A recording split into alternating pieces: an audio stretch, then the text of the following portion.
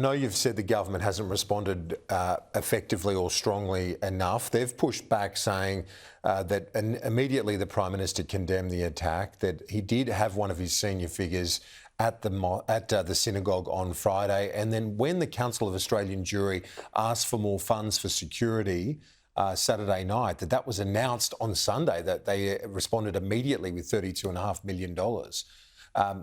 Have you overstepped the mark in some of the criticism? The senior figure in the government, incidentally, was Bill Shorten, one of the senior cabinet ministers in Melbourne, who was at the synagogue on Friday.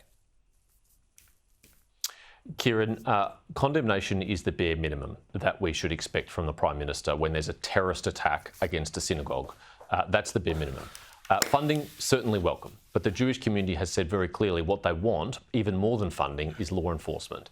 And of course it's welcome that Bill Shorten, a retiring cabinet minister, about a month left in the job, was decent enough to show up on Friday. But where have the other ministers been? I mean, he has Victorian-based senior national security cabinet members, like the Deputy Prime Minister and Defence Minister Richard Marles. What was he doing over the weekend that was more important than this?